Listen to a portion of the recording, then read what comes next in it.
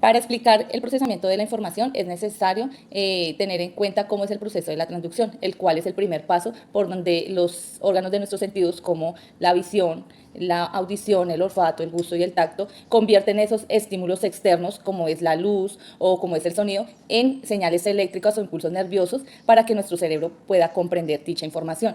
Esto es gracias a los receptores sensoriales o células especializadas que posee cada uno de nuestros sentidos para realizar dicha conversión. A partir de dicha conversión comienza a suceder el procesamiento subcortical, que consiste en que todos esos impulsos nerviosos viajen por los nervios sensoriales hasta llegar a las diferentes estructuras subcorticales, como es el caso del tálamo. El tálamo actúa como centro de relevo, dirigiendo y filtrando dicha información sensorial hacia las diferentes áreas de la corteza cerebral.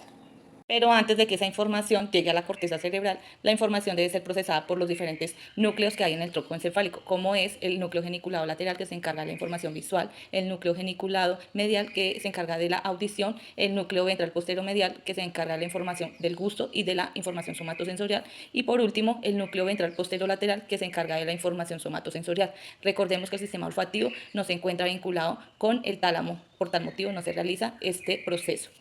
Luego de que esa información sea procesada por los núcleos, llega a la corteza cerebral, que es la capa externa del cerebro, que se encarga de realizar el procesamiento más complejo de esta información sensorial, lo que conocemos como procesamiento cortical. Es allí donde las áreas de la corteza cerebral se especializan en transformar esa información sensorial en visual, auditiva, olfativa, gustativa y somatosensorial. En la corteza cerebral, la información sensorial se integra y se compara de acuerdo a las experiencias previas del individuo y se utiliza para generar una percepción más consciente del mundo exterior. Ciertas áreas de la corteza cerebral se asocian para realizar un análisis más complejo que permita, obviamente, la memoria y la toma de decisiones. Hola, estamos en el laboratorio de Daniela y Angie y vamos a realizar el primer video con respecto al procesamiento visual. Listo, estamos en esta oportunidad con Eric Matías, es un niño de 3 años ya escolarizado, conoce algunos colores y algunas figuras. Listo, vamos Eric Matías, ¿cuál es el cuadrado? Muéstrame el cuadrado a la cámara. Bien, ¿cuál es el triángulo? Bien, el círculo. Muy bien, vamos ahora a buscarle compañerito a cada uno, ¿listo? Entonces vamos a ponerlo encima de la otra figura, ¿listo? El cuadrado, toma el cuadrado y vamos a ponerlo sobre el compañero. ¿Dónde está el amiguito cuadrado? Póngalo ahí encima. Sí. 1, 2, 3, 4 puntas. Listo, vamos a ponerlo. Muy bien. Ahora el triángulo. Vamos a tomar el triángulo. 1, 2, 3. Tiene 3 puntas. Muy bien. Y ahora el círculo. Vamos a colocar el círculo. ¿A dónde está? Es un círculo muy redondo. Listo. Vamos a colocarlo. Muy bien, Eric. Chóquelas. Bien. De acuerdo al procesamiento visual, todo comienza desde la retina, la cual posee unas células ganglionares que se encargan de percibir estos estímulos. Estos estímulos son enviados por las células hacia el nervio óptico, luego se entrecruza en el quiasma óptico y después pasa por el tracto óptica y llega hasta el tálamo, el cual posee el núcleo geniculado dorsal del tálamo. Allí se procesa la información para ser enviada a la corteza primaria visual. Recordemos que existe también corteza visual secundaria y que también se encuentran esas cortezas visuales en el lóbulo occipital. Bueno, en este momento vamos a realizar un experimento ya relacionado con el sentido del oído. Entonces vamos a pasar varios estímulos. Mi persona en este caso es David, él tiene 28 años y me va a ayudar a identificar los sonidos que le voy a relacionar a continuación. Listo, David, entonces en este momento yo necesito que cierre los ojos, cabeza hacia abajo, me voy a hacer detrás tuyo y te voy a poner unos sonidos, los cuales necesito que me indiques qué sonido es y en qué parte computar, en qué oído izquierdo o derecho lo estás escuchando.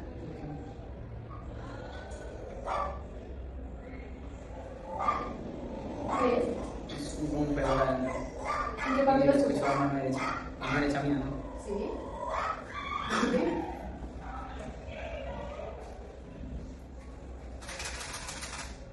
¿Qué escuchas? ¿Qué es eso? Ah, como una caja, algo con pepa o piedras, una caja con, sí. ¿Y en qué oído lo estás A escuchando? mano izquierda. Muy bien.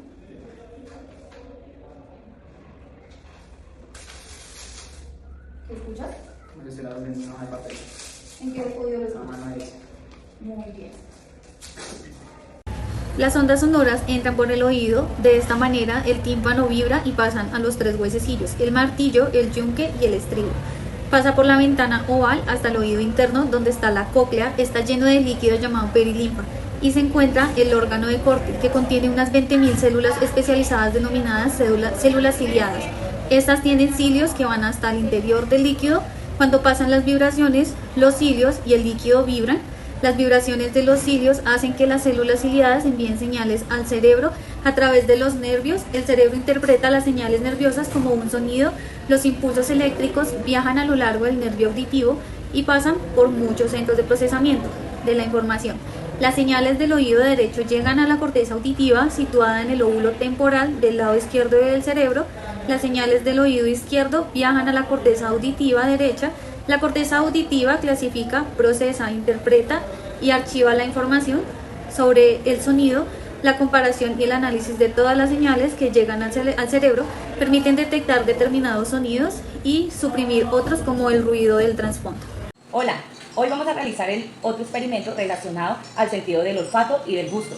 En esta oportunidad nos acompaña Samuel Alexander Gutiérrez, que él es un niño de 9 años escolarizado y nos va a colaborar con este experimento. ¿Listo, Samuel? Bueno, les vamos a vendar primero los ojos a Samuel, pues para que él pueda percibir esos olores y algunos sabores. ¿Listo? Listo. ¿Ahí ves? No. Bueno, entonces vamos a traer algunas de las cositas que tenemos preparadas para hacer el experimento. ¿Listo?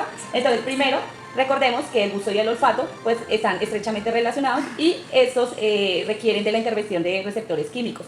¿Listo? Entonces, primero que todo, vamos a probar algunos sabores. ¿Listo? Y me vas a identificar, primero, a través del olfato, si identificas el producto. ¿Lo identificas? ¿Qué puede ser? No, no es harina. Abre la boca y come.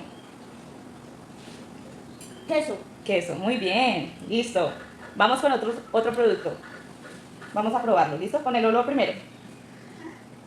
¿No lo identificas? Listo. Recordemos que tanto el gusto como el olfato requieren de compañía pues para de pronto identificar algunos olores que no se perciben solo con el olfato. ¿Cómo es que se llama? Mermelada. Mermelada, sí es. Te les dio el nombre. Listo, vamos con el otro producto. Lo vas a oler. ¿Lo identificas? ¿No? Bueno, entonces comemos. Mango. Mango, listo, muy bien. Y el último producto, ¿listo? Vamos a olerlo. ¿No? Listo, vamos ahora a probarlo. Pan, muy bien, es pan. Listo, ahora tenemos 3 productos que solamente es para que él los pueda oler y si los identifica, pues de acuerdo a su experiencia. ¿Listo? Entonces vamos a iniciar primero con este olor. Solo lo vamos a oler. ¿Qué puede ser? ¿Sí te huele?